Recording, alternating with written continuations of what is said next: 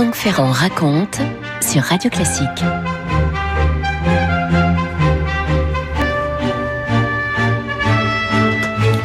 En parlant à Alain Perfit, qui nous a transmis un certain nombre des confidences que lui avait faites le général de Gaulle, voici ce que de Gaulle disait.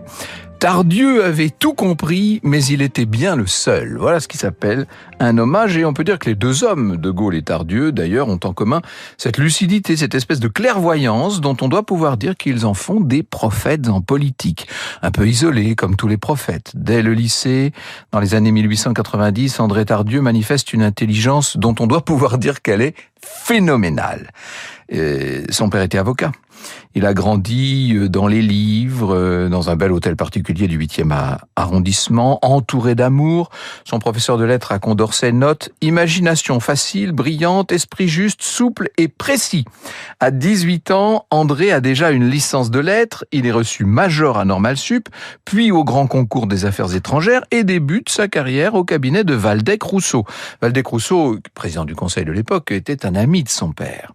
C'est aussi le ministre de l'Intérieur de l'époque. C'est que la présidence du Conseil était toujours assumée en même temps qu'un des portefeuilles du gouvernement. Waldeck-Rousseau est non seulement ministre de l'Intérieur, mais il l'est à l'époque de l'affaire Dreyfus, et tout ça passionne André. Il va renoncer à la prestigieuse carrière diplomatique pour devenir simple inspecteur des administrations.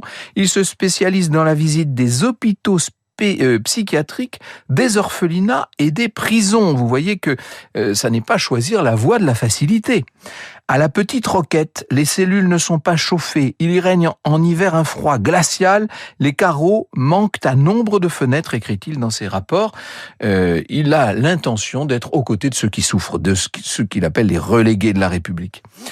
En parallèle, il va écrire des articles de géopolitique pour Le Figaro, pour Le Temps, qui est le grand quotidien le plus prestigieux de l'époque. Le chancelier allemand, von Bülow, lit les articles de Tardieu et il commente « Il y a 6 grandes puissances en Europe et une 7e qui est André Tardieu ». Vous imaginez la taille d'un hommage comme celui-là. Il se trouve que la collection Tempus vient d'éditer en tout cas la biographie de Tardieu par Maxime Tandonnet. Voici ce que nous dit Maxime Tandonnet. D'une élégance raffinée, il revêt les derniers vestons croisés à la mode, assortis d'une éternelle pochette blanche. Sportif, il fréquente les terrains de golf de la région parisienne. Avant tout épicurien, il a une prédilection particulière pour le champagne. Ses 2 bulldogs français, courts sur pattes, compagnons inséparables, l'accompagnent partout et jusqu'à sa table, prennent sagement place à ses pieds. Le bon vivant, débordant d'humour, de gaieté, est aussi un insatiable Don Juan qui collectionne les conquêtes féminines, affectionnant particulièrement les demi-mondaines rencontrées chez Maxims. Voilà donc, pour la belle époque, ce qu'on doit pouvoir appeler un bel esprit. Franck Ferrand sur Radio Classique. 1914, André part se battre, il va s'illustrer au front, dont il reviendra blessé. Poincaré le nomme à ce moment-là haut commissaire à Washington. Il est chargé de coordonner l'effort de guerre avec les États-Unis, ce qui, vous l'avouerez, n'est pas une petite chose. Clémenceau repère son efficacité qui est prodigieuse. Il suffit que Tardieu soit sur un dossier pour que les choses avancent. C'est incroyable. Il le recrute pour l'aider à négocier le traité de Versailles. Et le jour de la signature, Tardieu est là, dans la galerie des glaces, bien sûr, au château de Versailles. Il est en arrière-plan, il est discret, il est fier d'avoir aidé à mettre en place ce traité. Alors le traité de Versailles, vous savez ce qu'on en pense aujourd'hui, on sait à quel point il a été sans doute mal conçu à tout point de vue. Et lui-même, plus tard, va s'interroger sur l'efficacité de ce traité. Il trouve la France et la Grande-Bretagne trop faibles face à l'esprit de revanche des Allemands.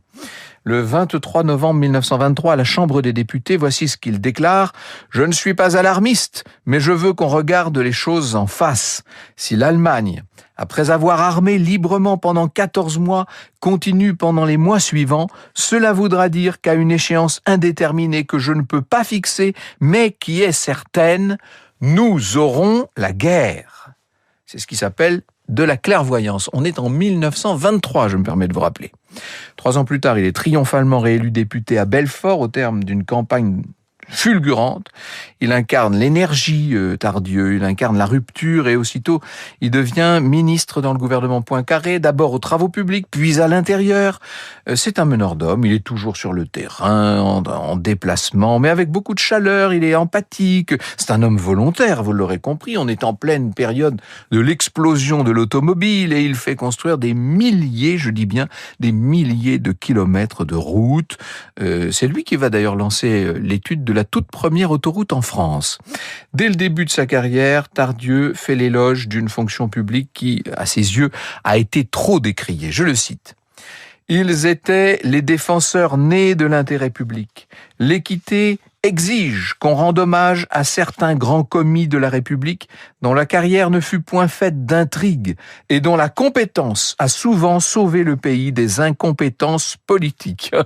Sous la Troisième République, un homme politique qui s'exprime de cette manière-là, j'avoue que c'est assez extraordinaire, moins qu'on puisse dire, et qui ne ressemble pas à ses collègues.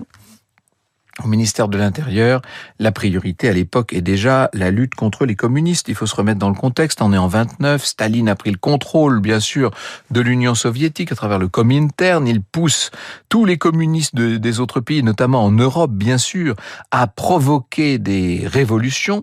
En France, c'est Maurice Thorez, le communiste Maurice Thorez, qui appelle littéralement à l'insurrection le 1er mai 29. C'est le mot d'ordre « tous à la rue » qu'on voit sur la première page de l'Humanité. Vous imaginez le choc.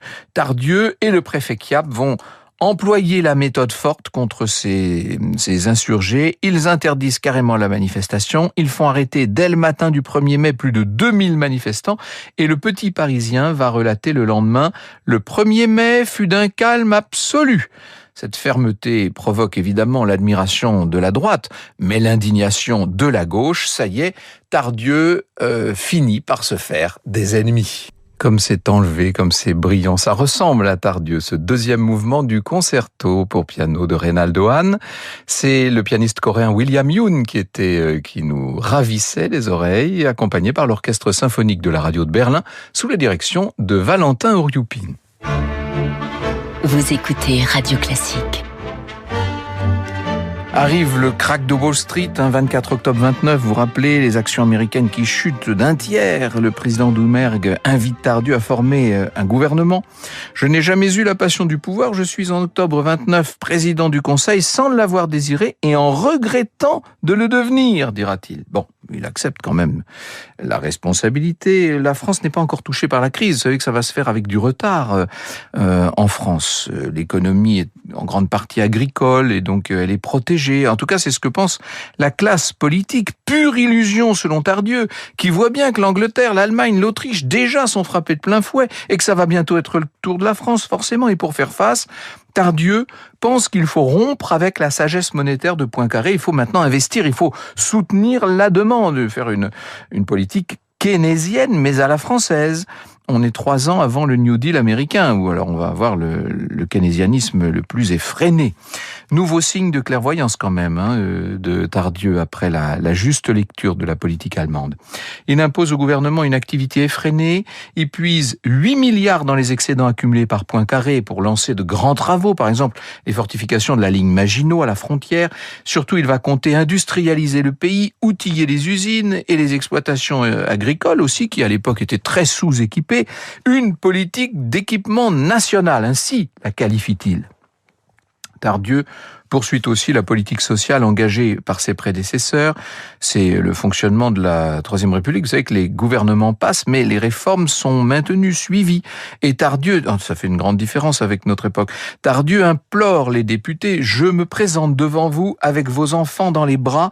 Ce n'est pas le moment de me tirer dessus, dit-il. » Et il instaure les assurances sociales qui constitueront la base de la sécurité sociale, mais alors plus tard, après-guerre, bien sûr. Tardieu restera toujours fier de ces mesures de protection sociale. Sur tous les points, la droite rechigne, la gauche fait de la surenchère, Ça n'est pas simple, évidemment, de tenir la barque dans un tel contexte. Et pourtant, c'est un scandale boursier, l'affaire Oustric, qui va emporter le gouvernement Tardieu. Le garde des Sceaux Perret est soupçonné d'avoir protégé une banque frauduleuse, la fameuse banque Oustric, qui fait faillite, qui ruine ses petits épargnants. Donc le banquier va en prison. Le Sénat vote la censure du gouvernement qui tombe. Les radicaux, les socialistes voulaient la peau de Tardieu, qu'on considérait comme arrogant, comme un peu trop bonapartiste, si je puis dire. Bref, ils ont sa peau. Il va partir en décembre 1930 sans avoir pu mettre en œuvre tout son plan d'équipement national, alors que le PIB chute, que la panique bancaire menace. Et quand Tardieu revient aux affaires, 2 ans plus tard, en 32, là, cette fois, ça y est, on est en plein marasme. Et oui, on n'a pas prolongé, là, pour une fois, les programmes. Quand je parle de marasme, ça représente 250 000 chômeurs, 15% de chômage dans l'industrie. En Allemagne, le parti nazi monte en flèche du fait de cette inflation extraordinaire. Vous vous rappelez la situation, les nazis sont à 37% aux législatives de 1932 et Tardieu, à l'époque, est ministre de la guerre dans le gouvernement. Il sera bientôt président du Conseil lui-même. Il se trouve qu'il a lu Mein Kampf, contrairement à un certain nombre d'autres. Il écrit « Nul n'a le droit d'être surpris car tout le monde était prévenu. Monsieur Hitler a écrit un livre. » Donc, il suffit de le lire et de savoir à qui on a affaire.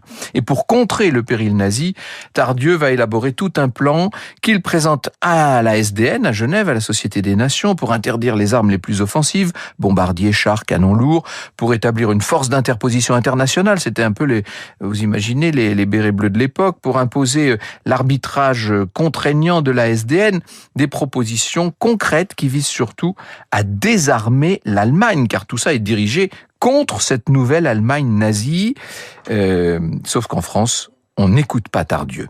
Les nationalistes de l'Action française considèrent l'arbitrage de la SDN comme une atteinte à la souveraineté nationale. Quant aux socialistes, ils reprochent à Tardieu un discours trop va-t-en-guerre, autoritaire. Encore une fois, cette autorité ne plaît pas du tout à la gauche.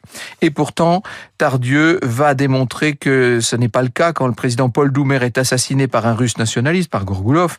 Tardieu pourrait s'emparer du pouvoir, c'est très facile, mais au contraire, il choisit de maintenir les élections législatives qui avaient été programmé pour mai 32 et ces élections, il les perd. C'est l'arrivée du cartel des gauches, avec une politique d'apaisement face à l'Allemagne et même, disons les choses, une politique de désarmement. Que faire avec un pays qui ne veut pas consentir à l'effort nécessaire à son salut, dit Tardieu. C'est l'opinion française qui constitue le plus grand péril. Le Parlement est son reflet, c'est le long travail de décomposition. Chacun songe à ses intérêts immédiats. C'est l'éducation politique de la France qu'il faudrait refaire entièrement. Il est maintenant dans l'opposition, Tardieu, à sonner l'alarme toujours contre Hitler. Et dans l'illustration, il écrit « La barbarie s'est réveillée, elle est à nos portes. Si nous restons tels que nous sommes, il nous arrivera quelque jour de nous retrouver à Paris sous le même régime qu'à Berlin, avec la bâtonnade, les camps de concentration, l'antisémitisme, les lois de stérilisation. Et alors la nuit de la servitude aura tôt fait de s'étendre sur toute l'Europe continentale. » Parce qu'ils infligent à leurs concitoyens, les nationalismes voisins révèlent le sort qu'ils réserveraient à leurs adversaires vaincus, l'esclavage au mieux, peut-être l'anéantissement. C'est ce qui s'appelle être véhément et clair. Il dit les choses et pour préparer la France à affronter cette menace, André Tardieu va préconiser une réforme institutionnelle vers un régime un peu plus stable, avec un exécutif plus fort.